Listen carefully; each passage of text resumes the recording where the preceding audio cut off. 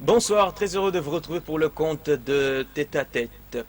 Détournement, népotisme, mafia, disparition des diamants. La géante minière de Bakwanga, l'Amiba, est plongée depuis plusieurs années dans un gouffre. L'Amiba agonise, c'est un secret des polichinelles. Et la conséquence, c'est que la situation socio-économique du Kasaï oriental est de plus en plus précaire. Tout le monde la ressent.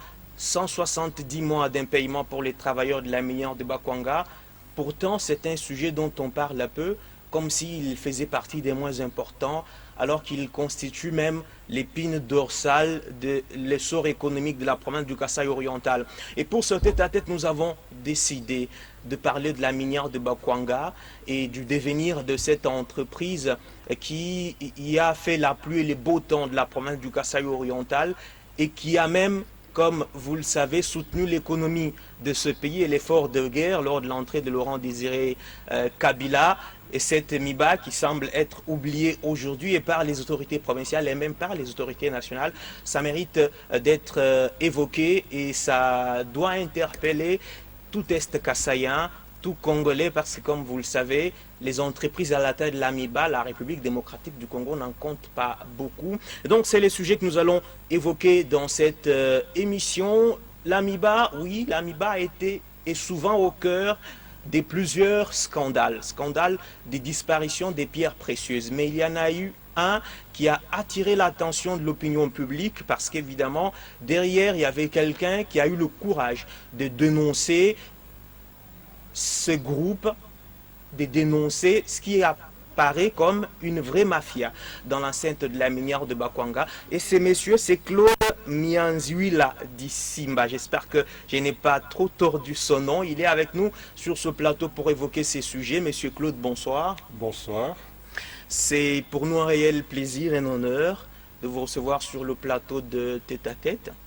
J'espère qu'avec le coronavirus qui est en train aujourd'hui de secouer le monde entier, toute l'humanité, oui, le Kasaï oriental n'est pas encore touché, mais ce n'est pas mauvais si je vous demande si vous allez bien. Je me porte à merveille. Merci, par la grâce de Dieu. Et ça se voit.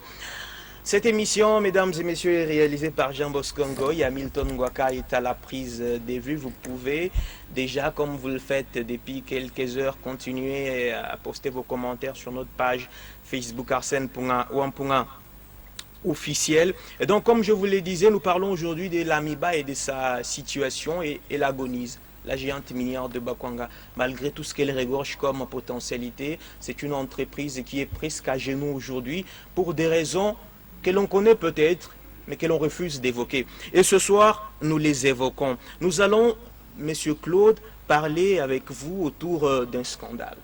Oui, c'est un scandale parce que l'opinion publique a été choquée, alors que des efforts doivent en principe être consentis pour élever l'AMIBA. L'opinion a été choquée à apprendre qu'il y a des pierres précieuses qui disparaissent de la minière de Bakwanga. Mais je voudrais, avant d'avancer, terminer votre présentation parce qu'en ce moment même, il y en a qui se demandent, mais celui-là va parler de l'AMIBA en tant que qui? Je rappelle que vous êtes ancien consultant du directeur général de la minière de Bakwanga. Très récemment, vous étiez encore son consultant, vous étiez donc chargé d'évaluer, de faire la classification de pierres précieuses, enfin de colis de l'AMIBA. Alors, brièvement, pourriez-vous nous parler de ce que vous avez fait à l'AMIBA depuis votre nomination en 2018? Oui, donc, tel que vous venez de le dire, j'ai été embauché, recruté par monsieur le directeur général de l'AMIBA, Albert Mukina-Kanda Kanda, afin de pouvoir porter une valeur accrue, tant financière que qualitative, aux 10 diamants de l'AMIBA. Donc, c'est le premier point. Ensuite, il y avait aussi un point qui était extrêmement crucial, c'est-à-dire de pouvoir faire en sorte que les agents œuvrant au sein de la centrale de triage des diamants, dans la classification, puissent avoir une formation complémentaire afin d'être mis à jour sur ce qui se passe au sein du domaine des diamants. Donc, c'était ça. Pris par monsieur le directeur général. Et ça, nous sommes en 2018. Nous sommes en 2018, merci. Puisque je suis arrivé à Mbujimayi, effectivement, le 28 mars 2018. Et le lendemain, j'ai eu à avoir mon baptême de feu, façon de parler, au sein de l'AMIBA, puisque j'ai eu à évaluer plus de 25 000 carats de, Plus de 25 000 carats de diamants, toutes qualités confondues, qui se devaient d'être mis en vente. Donc il y avait déjà des acheteurs qui venaient maintenant évaluer les 10 lots afin d'y apporter une valeur marchande, puisque c'était une vente aux enchères, sous pli fermé. Donc c'était par des acheteurs locaux. Des acheteurs locaux. Bon, locaux, tant locaux que l'on pouvait aussi avoir des acheteurs venant de Kinshasa. Enfin, nationaux. Veuillez m'excuser en petit... Quand je parle des acheteurs locaux, je parle des acheteurs congolais qui évoluent en République. Tout à fait. Alors là, nous avons une convergence de vues. Donc, c'était sur ce point-là. Donc, tel que je le disais, premier jour... Et c'est pour ce travail-là que vous avez été recruté. Et le lendemain, déjà, vous étiez sur terrain. J'étais sur, façon de parler, au sein de la tourmente, au sein de la mêlée, et j'ai pu commencer mon travail. Donc, pour me résumer, premier jour, plus de 25 000 carats de diamants. C'était en mars 2018 Le 29 mars 2018, merci pour la précision. Et tout a commencé de là. À la satisfaction de monsieur le directeur général Albert Mukina Kanda. Et nous avons pu commencer à cheminer, donc de cette manière-là. Le temps aussi d'avoir mon contrat de collaboration qui devait être prêt, qui se devait d'être aménagé pour une période de 6 mois, qui pourrait être, je dis bien pourrait, au conditionnel, être renouvelé si mon travail rencontrait l'approbation, l'assentiment de monsieur le directeur général. Ce qui fut fait après pour une période complémentaire d'une année. Donc, commencer à... Le 26 avril 2020, vous avez cette notification du directeur général, Albert Mukina, le 26 avril, plutôt 2018, excusez-moi, je suis en train de raconter n'importe quoi, j'ai pris quelques notes. Donc, le 26 avril 2018, vous êtes officiellement notifié comme consultant de la minière de Bakwanga pour des tâches que vous venez d'évoquer tout à l'heure. Et vous vous êtes très vite mis au travail. Quels ont été vos premiers constats lorsque vous êtes descendu sur le terrain pour évaluer le diamant de l'AMIBA? Un constat assez amer et déconcertant. Vu que vous arrivez dans une société qui ne vend pas des cacahuètes, mais bien du diamant, et vous ne trouvez absolument pas de liste de prix, tout d'abord, au sein du dit département de la commercialisation. Ça prête à confusion. Les listes de prix, qu'est-ce que ça veut dire? Des listes de pour prix, les profanes qui nous regardent. En ce qui concerne les listes de prix, vous avez des critères bien préétablis afin de pouvoir évaluer des diamants. C'est de manière internationale, où que vous soyez. Tant ici à Mbujimayi qu'à New York, Paris, Bombay ou je ne sais où encore, vous avez les 4 essais. En anglais, ce sont les 4 C's. De carat weight, le poids en carat, de cut, la forme du diamant, de color, la couleur, and de clarity, c'est le 4e C, c'est la pureté du diamant. À partir de ces 4 éléments, là je parle de diamant incolore. Incolore, d'accord. À partir de ces 4 critères, vous pouvez maintenant, en évaluant ce diamant, et bien sûr en les présentant sous une lampe de triage, les fameuses lampes que l'on voit dans les bureaux des diamants. Dans les bureaux des diamants, d'accord. Oui. Ce n'est pas une façon, enfin, de se vanter ou d'avoir quelque chose de particulier, d'extra, mais c'est juste pour avoir une lumière normalisée. Parce que sous les tropiques, nous avons une lumière qui contient énormément de UV à l'intérieur, l'ultraviolet.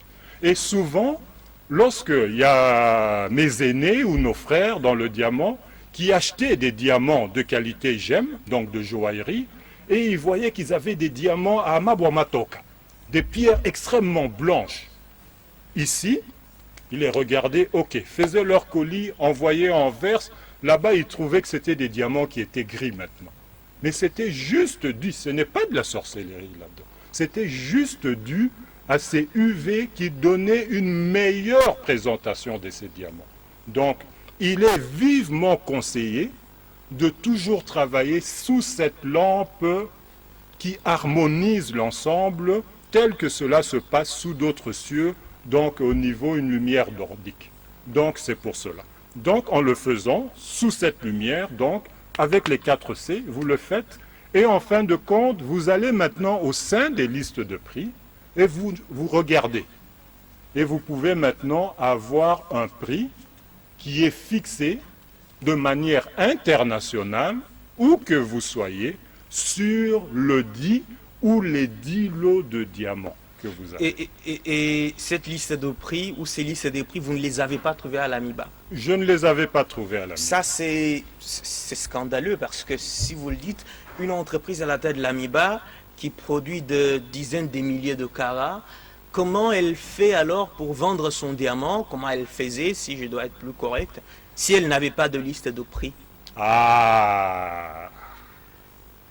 Est-ce que là, c'est abracadabrant ce que vous dites là? Parce qu'on se pose des questions. Alors, vous aviez, si déjà, juste une petite réflexion. Si vous commencez un problème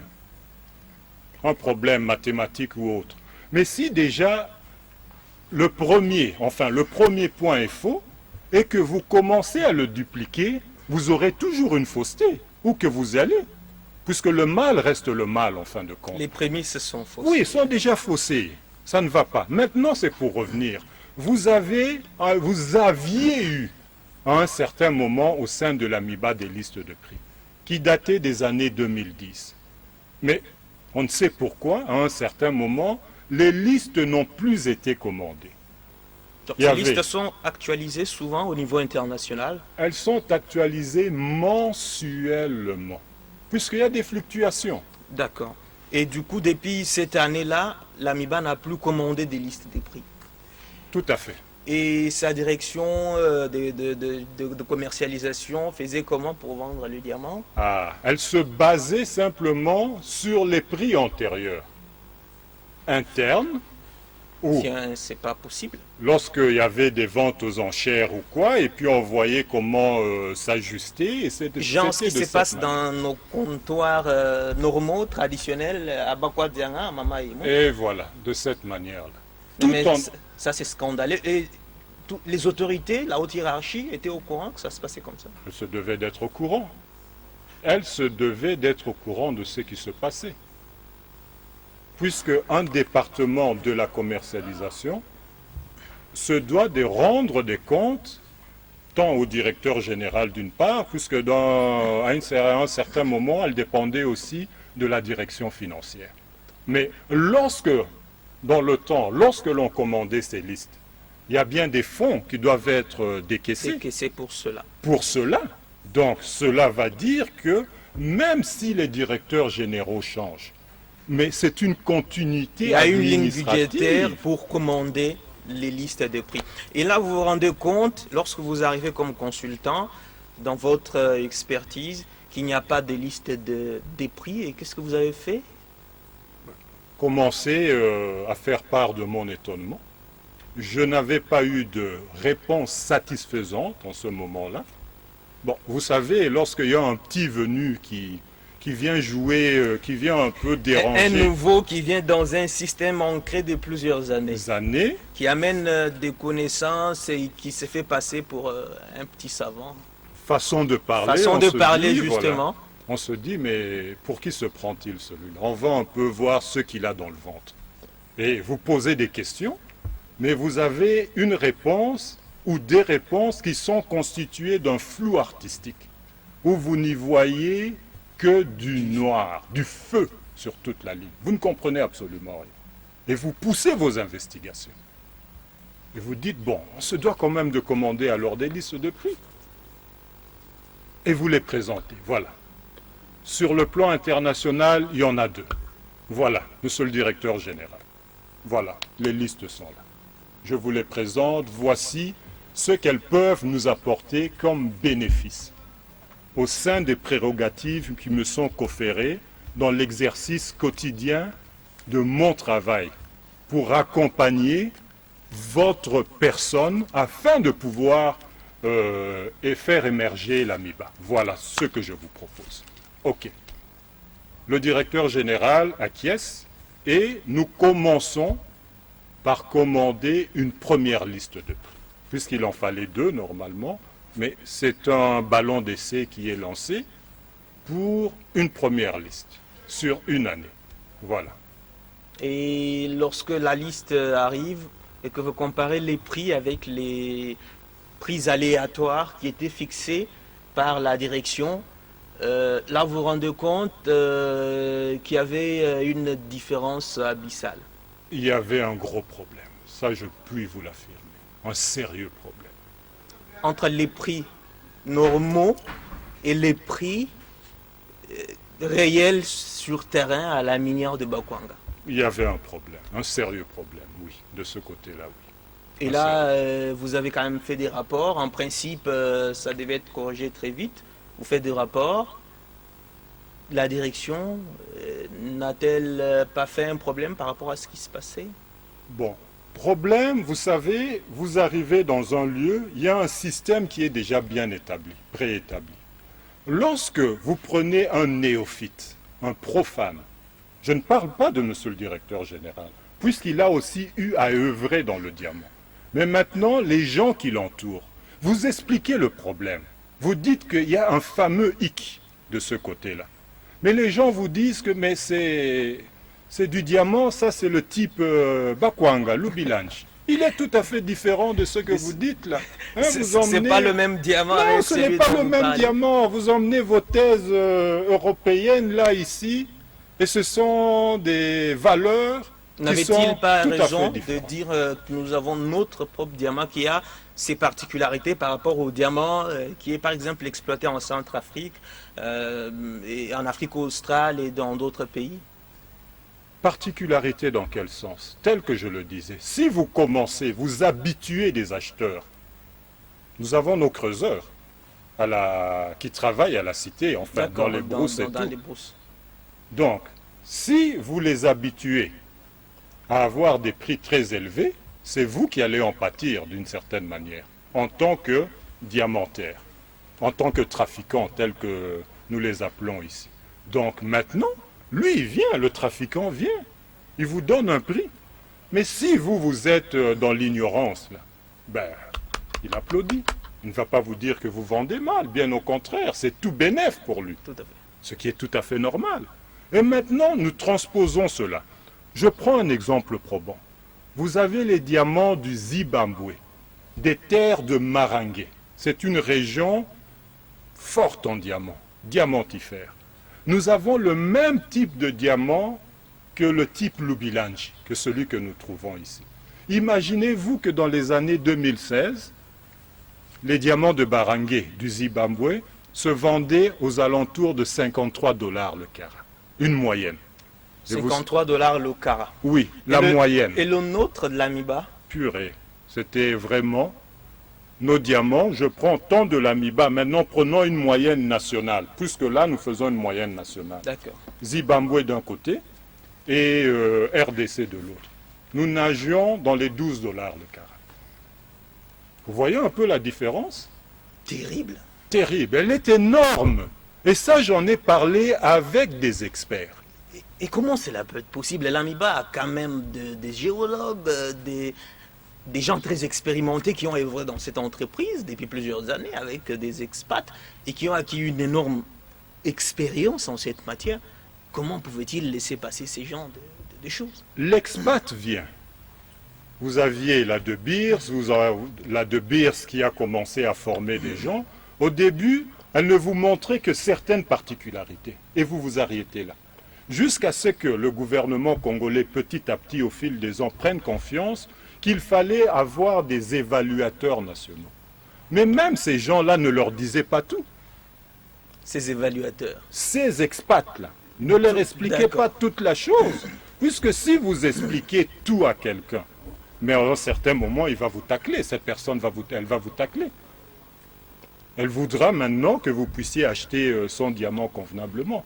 Je vous donne un exemple. Lorsque Feu Mouzé Désiré Kabila est arrivé, paix à son âme, en 97, les diamants de la MIBA, les diamants se vendaient aux alentours de 10-11 dollars le carat en moyenne, les diamants de la MIBA. Il est arrivé, il a dit non, il y a quelque chose qui ne va pas. Nous en sommes arrivés jusqu'à 25 dollars à un certain moment. De 11, même parfois moins que ça, à 25. Vous vous imaginez? Et plus de 15 ans après, nous sommes rentrés. Et puis c'est maintenant en rétro-pédalage. Puisqu'il est dit, tant les diamants de la MIBA que ceux de la SACIM ont une moyenne de 24 à 25 dollars le carat. Ça encore, c'est discutable. Mais bon, c'est ce qui est dit. OK. Mais maintenant, lorsque il y a des choses qui sont aberrantes, incompréhensibles, telles que je le disais, abracadabrantes. Et nous en arrivons là. J'explique ces paramètres à monsieur le directeur général. Il a fait du diamant. Il comprend vite. Lui, ça va. Mais tel que je le disais, son entourage, là, c'est un problème. Ce monsieur est venu, ce petit blanc-bec, façon de parler, veut maintenant nous apprendre ce qui n'existe pas. OK. Il y a eu des difficultés. Au début, je remettais, puisque de là, du 29 mars 2018, jusqu'à la fin de mon contrat, durant 18 mois, je me devais d'être présent à toutes les ventes. Évaluation, je faisais mon évaluation, mon évaluation est mise sous pli fermé et envoyée à monsieur le directeur général. Et ceux du département de la commercialisation en font de même. Ils font la même démarche. 2 évaluateurs qui étaient là. Bon. Au début, c'est vrai qu'il y avait des tensions et tout, mais à un certain moment, ils se sont dit, ce monsieur a raison. Vous voyez? Et je suis considéré à ce jour comme un de leurs pères. 53 ans d'âge, bientôt au mois de septembre. Eux, ce sont des vieux déjà dans la bonne soixantaine, vraiment des aînés, avec tout le respect que je leur dois. Ils ont eu à un certain moment à m'adopter, puisqu'ils ont vu que c'était un travail que je faisais, non pas pour venir les dénigrer, loin de là, je le dis bien avec tout le respect que je leur dois, mais bien pour que nous puissions cheminer ensemble afin d'apporter un plus à l'AMIBA. Voilà. Alors, il y a un événement qui vient changer tout. C'est la découverte d'un diamant de couleur verte déjà. Verte, c'est bien Vous cela. appelez ça comment en termes techniques un diamant fancy green. Un fancy green. Voilà. Voilà, ça c'est un événement qui vient tout changer. C'est un certain 29 janvier 2019. Là, vous êtes en évaluation à la centrale de triage. Vous remarquez un diamant tout différent d'autres pierres qui passaient devant vous et vous en faites part à ceux qui étaient dans les alentours. Ouf, il y a coupure du courant. Racontez-nous un peu en quelques mots ce qui s'est passé ce jour-là. Parce qu'évidemment, tout est parti de là. C'est ce diamant-là pour lequel, évidemment, il y a eu ces scandales dans l'opinion. Les gens étaient en colère. Ils n'en pouvaient plus. Parce qu'évidemment, la misère des agents de l'AMIBA, elle est insupportable. Ce sont nos frères, nos parents, nos sœurs. Eh bien, je ne sais pas si vous étiez en Bujimaï il y a 20-30 ans, lorsque l'AMIBA payait ses travailleurs, le Kasaï oriental respirait. Tout à fait. Dans les écoles, un peu partout, vous sentez qu'il y a de la vie. Tout a basculé du coup, c'est plutôt aujourd'hui une misère noire. C'est comme ça que la population était très en colère et très remontée par rapport à ces révélations, étant donné que c'était presque une première, qu'il y ait quelqu'un courageux, quelqu'un dans le système, qui a le courage de dire tout haut ce qui est en train de se passer à l'AMIBA. C'est ainsi que nous voulons aujourd'hui revenir sur cette scène, parce que tout est parti de là, le 29 janvier 2019. Proche du directeur général, je l'étais. appuyant ses initiatives. Et il en avait des superbes, afin de pouvoir l'accompagner, afin que nous puissions aller de l'avant. Parenthèse, on y va maintenant. Travaillant au sein du département de la commercialisation, œuvrant en son sein.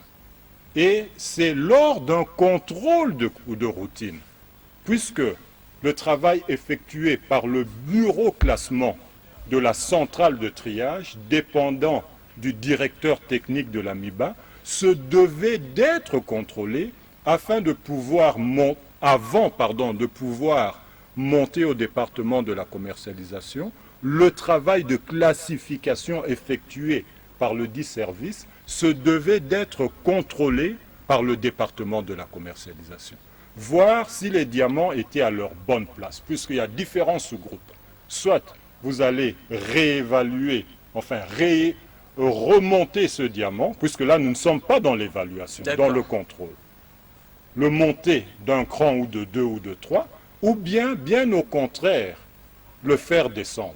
Alors, en des termes simples, c'est-à-dire que vous arrivez à la centrale, oui. Vous trouvez que ceux qui sont chargés de trier et de placer les diamants selon leur valeur, oui. ont fait ce qu'ils sont censés faire, et que votre travail est de vous rassurer si ces diamants ont été classés selon vraiment leur valeur, ou il y en a dont la valeur a été soit minorée ou majorée. Veuillez m'excuser. Ces gens-là, ces agents-là, que je salue en passant, n'ont pas un travail d'évaluateur. D'accord. Ils ont un travail de classification. Voilà. Moi, je me présente en tant qu'expert classificateur et ensuite évaluateur de diamants. Et lorsque vous arrivez le 29 janvier, c'était comme expert classificateur. Classificateur. Je regarde simplement si c'est mis dans le bon groupe. Dans le bon... Ah, d'accord. Voilà. Il y a plein de sous-groupes là. On regarde tout ça. Et là, vous tombez sur un diamant qui est différent des autres. Différent des autres. Un beau diamant vert. Ah, je sursaute. Je me dis, quelle merveille. Puisque là, c'est cette paire de lunettes que je porte alors. Alors je le regarde là. Je prends ma loupe 10X. Je me dis, ah, purée, c'est un beau diamant. Mon cœur se met à battre. Il y a le chef du département, là c'est le chef de division de la classification et des ventes, qui était le chef de mission, de la dite mission de contrôle, moi en tant que consultant du directeur général, et en autre, un chef de service à 3. Mais tous les mouvements que nous devons faire, surtout pour les diamants de qualité GEM que moi j'étais en train de regarder, GEM, tout d'abord j'avais commencé par les NIR GEM, par les GEM, et ensuite maintenant les NIR GEM, se devait d'être présenté au chef de service. Rien à faire. C'est lui qui est le chef de mission. Voilà, merci pour le rectificatif, au chef de mission. Puisque tout repose sur ses épaules. S'il y a un couac, c'est lui qui va l'assumer en premier. Et là vous lui dites, tiens, cette pierre est différente des autres. Je ne vais même pas trop loin. Je lui dis simplement, regardez un peu ce diamant. Regardez-le. Je commence à le regarder, puis je lui dis, mais c'est un beau diamant. Il me répond, oui. Belle couleur verte. Et je lui dis, il est dans les Blacks Makeables. Il me regarde déjà. Il me dit, ah, dans les Blacks? Oui, je lui dis, ben oui, bon. Et je tiens à le remonter maintenant dans les Makeables. Dans cette catégorie, Makeables. Alors il me dit, oui, tu as raison, tu peux le faire. J'avais tout un petit lot, les autres déjà contrôlés, et je prends alors le fameux diamant Fancy Green. Je prends un papier, puisque là, lorsqu'il y a des rectificatifs à apporter, vous le marquez sur le petit papier, et vous mettez le ou les 10 diamants au sein d'une boîte en plexiglas. Ce qui fut fait. Alors, de là maintenant, ce qui se passe, je me tourne, lorsque vous faites toutes ces opérations de contrôle, vous représentez l'ensemble au chef du service, du dit service. D'accord, ce que vous avez fait. Je l'ai fait, je les lui remets. Je lui dis, pesez-moi tout d'abord ce diamant, puisque ça commence à tourner dans ma tête. J'en avais tellement parlé des diamants fancy de couleur que je ne trouvais pas dans les lots qui venaient maintenant à expertiser. Tant à évaluer qu'à expertiser. Jusqu'en ce moment-là, depuis votre arrivée à l'AMIBA, on ne vous avait pas encore présenté un seul diamant de couleur. De couleur, par exemple, de plus d'un carat. C'était toujours des petits diamants que je trouvais. Des très petits. Mais alors qu'à la cité, on sait qu'à l'AMIBA, ce n'est pas un secret de polichinelle. Presque tout le monde sait qu'il arrive qu'à l'AMIBA qu'on trouve des pierres extraordinaires. Ça, c'est vrai. Pour exemple, allez chez notre très estimé acheteur de diamants. Lorsque vous allez sur l'avenue Maréchal, regardez sur sa devanture. Je pense que ça doit être Mohamed Bazi, que je salue en passant. Sur sa devanture. Sur son mur. Voilà, sur son mur extérieur. Vous allez voir un beau diamant déjà taillé, rose, avec une inscription, si je ne m'abuse en anglais quelque chose, c'est marqué. Ces estimés acheteurs connaissent la valeur de tel diamant. Et il a bien mis sur son mur. Comme ça, s'il y a des éventuels creuseurs qui venaient ou quoi, s'ils trouvent un diamant pareil, ben, il peut les lui emmener et puis ils vont faire un marché. Ils vont en parler, ce qui est tout à fait légitime, non? Vous savez, je vais vous surprendre si vous ne le savez pas. Oui. La conception générale au Kasaï oriental, c'est que tout diamant qui n'est pas incolore et clair est des basses valeurs. Et là, vous nous dites qu'il y a des diamants de couleurs qui ont une très grande valeur, alors que les creuseurs, ils savent que dès que vous tombez sur une pierre qui n'est pas, on les appelle communément les pierres blanches, une pierre qui n'est pas blanche, que vous êtes tellement ensorcelé parce que vous n'aurez que des miettes.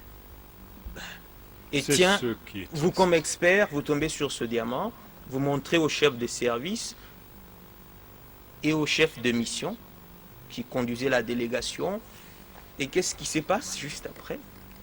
Tout d'abord au chef de mission et ensuite au chef du dit service, où vous étiez de la centrale de triage. Tout à fait. Pour effectuer le travail. Et là, c'est ce qui se passe après qui m'intéresse. Voilà. Puisque déjà, juste une petite parenthèse que je vais refermer très rapidement. Parce que maintenant, voilà, avec cela, bien avant, j'avais eu à prendre une approche pédagogique. Là, je ne savais pas encore, je n'avais pas encore trouvé les documents au sein de la au sein du département de la commercialisation, qui me prouvaient qu'il y avait eu à un certain moment, au temps de M. Ovian, Jeffrey Ovian le Canadien, qui avait des diamants de couleur fancy. Il y en avait déjà eu à l'AMIBA des couleurs fancy. Fancy. Ils en vendaient sous le temps de M. Ovian. Moi, et là, pendant une période, ils ont disparu. Ils ont disparu. À la fin de M. Ovian, c'était aussi la disparition de ces diamants. Comme par magie. Par magie. Les Bakwanga étaient passés par là, ils ont fait disparaître leurs diamants. Alors, maintenant, avec cela, rapidement, maintenant, je prenais le temps, une approche pédagogique, d'en parler au chef du service. Mais j'ai une tête de curé, hein, pardonnez-moi un peu l'expression, d'abbé ou quoi. Donc, d'une certaine manière, il me disait, ben, parle intérieurement, mais savait ce qu'il faisait, puisqu'il y en avait avant. Mais lui ne me le disait pas non plus. Alors, je lui dis, je lui montre maintenant le dit diamant. Je dis, c'est un beau diamant. C'est un aîné pour moi, avec tout le respect, je l'appelais même papa. Je le lui montre, pesez-moi un peu ce diamant.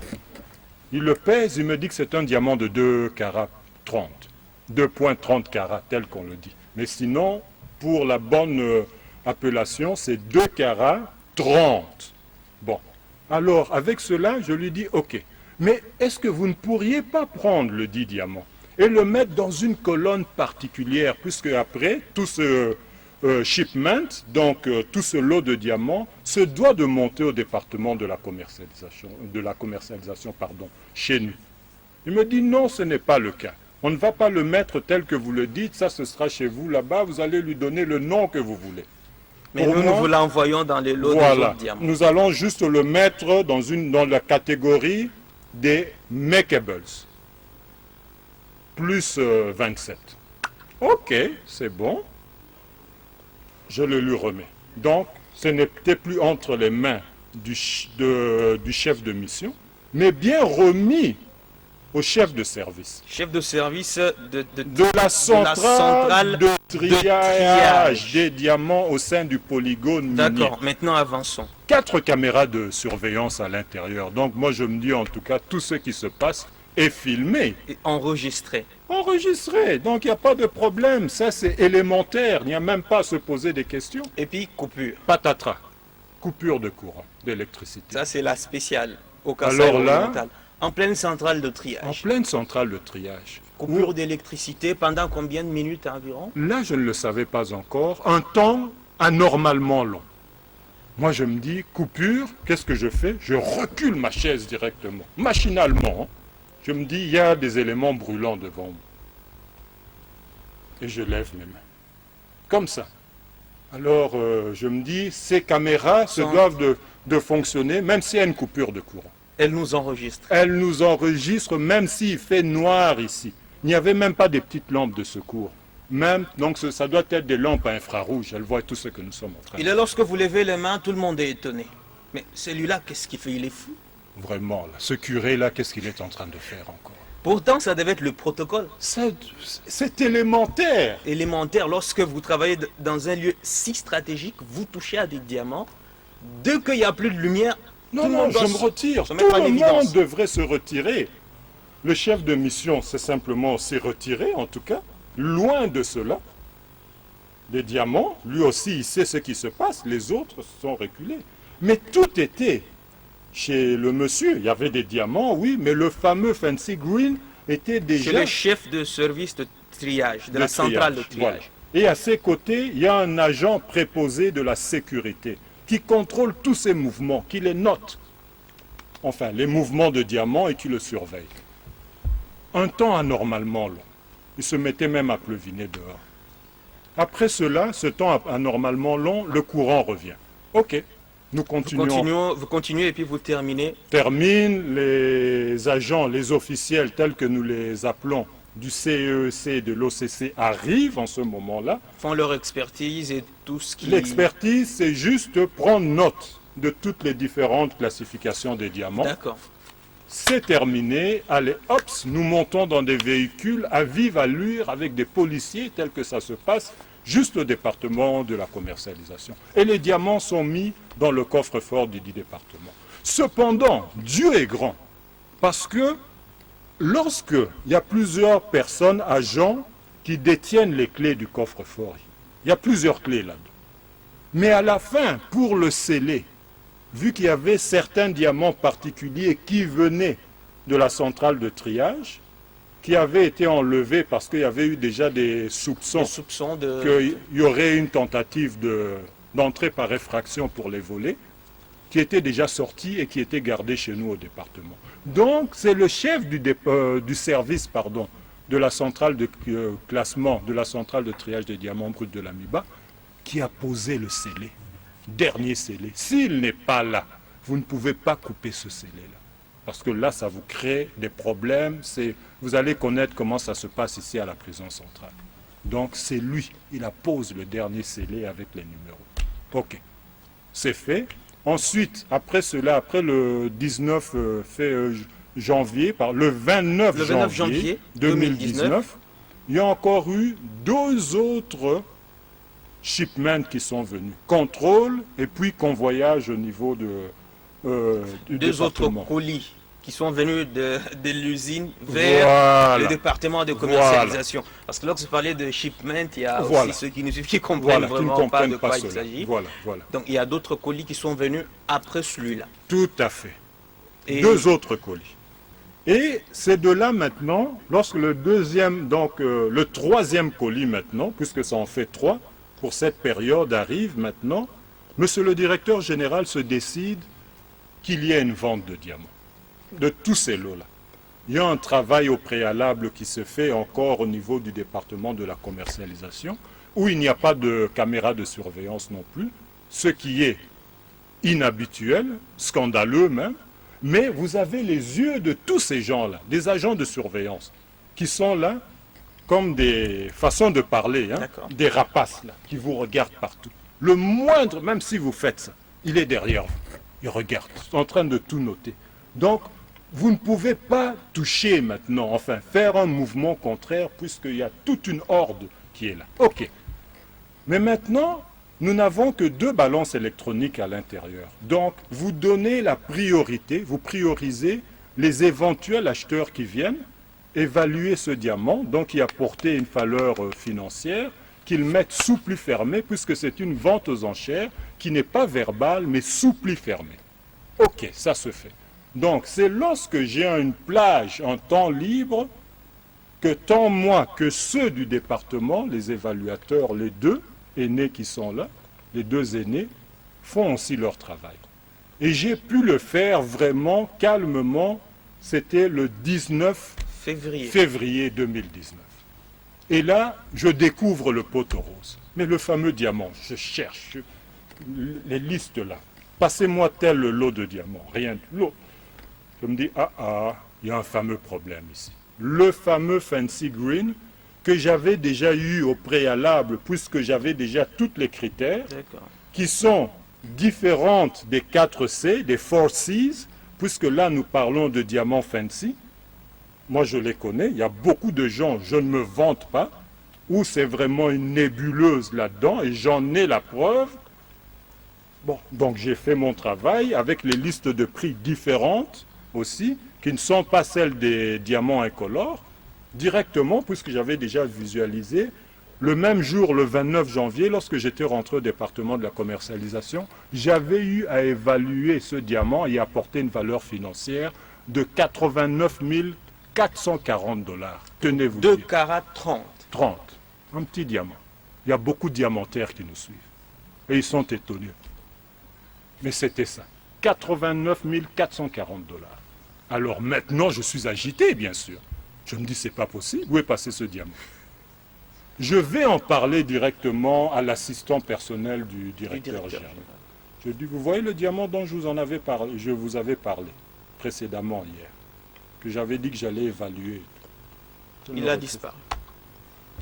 Il appelle le chef de division classification et vente, qui était en ce temps-là le chef de mission. Il appelle. Il lui dit, mais qu'est-ce qui se passe? Le diamant a disparu. Nous allons tous deux, puisqu'il y avait le chef du service classement de la centrale de tirage qui était là, il lui en parle, le monsieur se fâche. Il dit, c'est un monsieur assez court, tel que je le dis avec tout le respect que je lui dois, ce n'est pas péjoratif, mais de petite taille. Tandis que le chef de division classification et vente, qui a été depuis viré du département de la commercialisation à cause de cette histoire, est un mastodonte. Alors imaginez un peu celui-là qui le retient, mais malgré ça, vous voyez quelqu'un là, il voulait vous battre? Il voulait me battre, m'agresser. Tiens, mais pourquoi? Parce que déjà, si nous suivons bien votre histoire, au niveau de la centrale, le diamant a attiré votre attention, oui. Vous les lui avez montré. Montré. Et vous lui avez même recommandé de le classer différemment des autres diamants. Tout à fait. Ce qu'il a refusé de faire, tout à fait. Vous promettant de vous envoyer le collier afin que vous le fassiez au niveau du département de commercialisation. Voilà. Mais tiens, comment peut-il alors s'emporter contre vous? Mystère et boule de gomme. Comprends rien dans cette histoire. Emporté. Je n'ai jamais vu ce diamant-là. Nous n'en avons jamais parlé. Oh. Alors là, c'était un tutoiement aussi long que le bras. Tu es un sorcier, toi. Tu en veux à ma place. Et ceci, toute une histoire. Ouais, et tout là. Et puis c'était parti. Ok. Il a parlé à un certain moment. Il a nié que vous n'avez jamais parlé de ce diamant. Mais alors là, ni d'Adam ni d'Ève. Il n'a jamais vu ça. Oh, l'amiba. C'était dans mes rêves les plus fous. On n'en a jamais parlé. Ok. Et là, vous êtes éberlué. Éberlué, il a commencé à m'injurier, à un certain moment, je me suis dit, mais ce vieux-là me manque totalement de respect. J'ai aussi commencé à parler, un ton assez élevé aussi. Mais vu qu'il y avait aussi des acheteurs qui étaient là-bas, des éventuels acheteurs, ça a commencé à créer un désordre. Le directeur administratif est arrivé, ainsi que le conseiller du directeur général. Enfin, l'assistant. Son assistant, oui. Donc, le directeur administratif intérimaire, M. Paulin Lukusamoudiaï, et l'assistant du directeur général, son assistant personnel, M. Joseph Toumba, sont arrivés. On leur a expliqué le problème. Et comme on ne sait pas par quelle magie, le directeur administratif intérimaire qui dit en tout cas cette histoire-là ne peut pas se faire. C'est bizarre. Ne peut pas se faire pourquoi? Non, ça ne peut pas arriver. Donc c'est-à-dire que à l'Amiba, on ne peut pas avoir ce diamant dont vous parlez là. Déjà un vol pareil, on parle déjà de diamant vert, c'est bizarre pour lui, un fancy green, et puis voler comme ça, ça paraît louche. Il y a anguille sous roche. Alors, les problèmes ont commencé. Ils ont commencé à faire sortir des documents. Je dis, ces documents-là ne me concernent en rien. Moi, je dis qu'il y a eu une perte de diamants. Et je l'ai vu. Il y a des caméras de télésurveillance, non? Donc, on va aller voir. Vous vous agitez maintenant, même vous, le directeur administratif. Vous vous agitez. Et vous êtes parti voir les vidéos enregistrées par les... C'était le lendemain maintenant. Ok. Caméras. Le directeur administratif, vu que le directeur général n'était pas là, directeur général adjoint non plus, donc c'est lui qui garde la maison, façon de parler. Alors, il instruit tous les services, demain matin, nous allons descendre à la centrale de triage. Mais ce qui se passe, c'est un secret pour personne. J'habite au Guest House Bakwanga. Il y a 2 villas à l'intérieur, et dans une des villas, juste à côté de la mienne, habitait le directeur, donc le secrétaire particulier du directeur général, ainsi que son assistant personnel. On se voit le lendemain, on se croise, là. Il me dit, Claude, je n'ai pas dormi cette nuit. Ce qui s'est passé, il y a eu des appels croisés. Des gens que je vois toujours là, on s'exprime en français, puisqu'il parle aussi très mal le Chiluba et tout, il n'a pas grandi ici. Il me dit, mais ces gens étaient en train de me parler en Chiluba. Ce que j'ai pu un peu comprendre, il faut protéger nos frères. Il a dit, j'ai compris beaucoup de choses cette nuit. Je n'ai pas dormi, Claude. Reste près de moi. Nous sommes montés dans le véhicule du directeur général. Vers le polygone. Vers le polygone. Toute une équipe. Mais alors là, vous avez des gens qui vous regardent avec des yeux impossibles. Là. Et là, vous arrivez au polygone. On arrive au polygone. Vous vérifiez si les caméras ont enregistré. La première chose que je dis, mais ces caméras-là, il y avait des caméras, non? Vous savez, le poteau rose, elle ne fonctionnait plus depuis octobre 2018. Il y a de quoi se taper la tête ici. Donc les caméras de surveillance dans la centrale de triage de l'Amiba ne fonctionnaient plus depuis octobre 2018. Donc, si nous remontons depuis 5 mois à peu près, 5 ou 4 mois, plus ou moins. Toute caméra. Et là, je l'apprends c'est incroyable. en ce moment-là. Je l'apprends. C'est incroyable. Imaginez la pagaille que Non, mais on comprend alors pourquoi, malgré que l'Amiba semble être en faillite, il y a toujours des gens qui sont bien, qui roulent carrosse. Qui roulent carrosse. Mais c'est pas possible. Et c'est comme ça. Je me dis, mais ça, c'est pas possible. J'ai fondu même. Ça, ce n'est pas... Quelqu'un va me prendre pour quelqu'un qui a 60 ou 70 ans. Ce n'est pas ma morphologie normale et tout. J'ai même eu un AVC là-bas. Je suis passé par un AVC parce que vous voyez des choses qui vous dépassent. Vous ne comprenez plus rien, vous avez envie de hurler et de vous mettre à courir.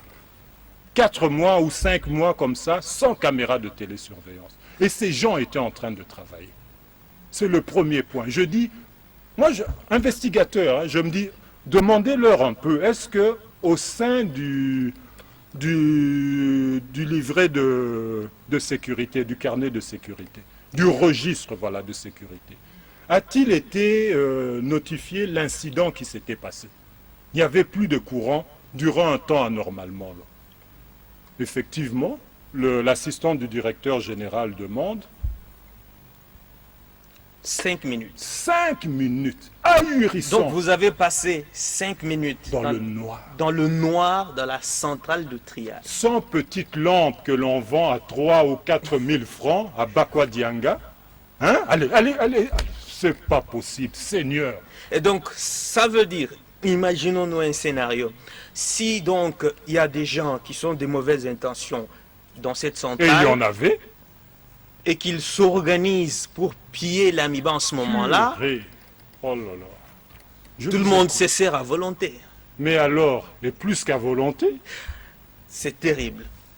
Et Incroyable. la suite? alors de là, je commençais. Le monsieur énervé, là, monsieur Chibangu Chibangu, énervé, le chef du service, service. Service classement de l'AMIBA, énervé comme tout, en train de gesticuler, en train de m'injurier, de m'invectiver.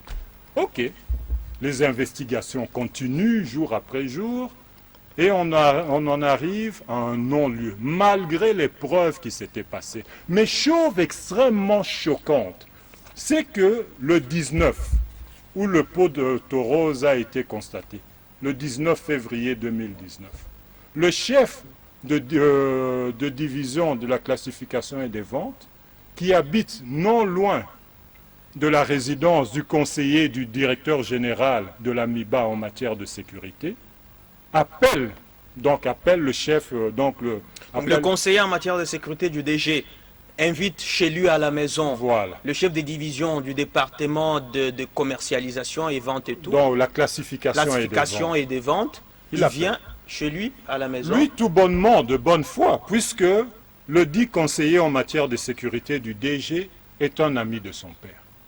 On se dit, oui, c'est mon papa qui m'appelle. Le dit monsieur, le conseiller du DG en matière de sécurité, voyez un peu, il a des gardes chez lui, des gardes miniers et tout. Il entre dans la maison, vous savez qui est-ce qu'il trouve? Entre autres, il y avait plusieurs personnes, entre autres,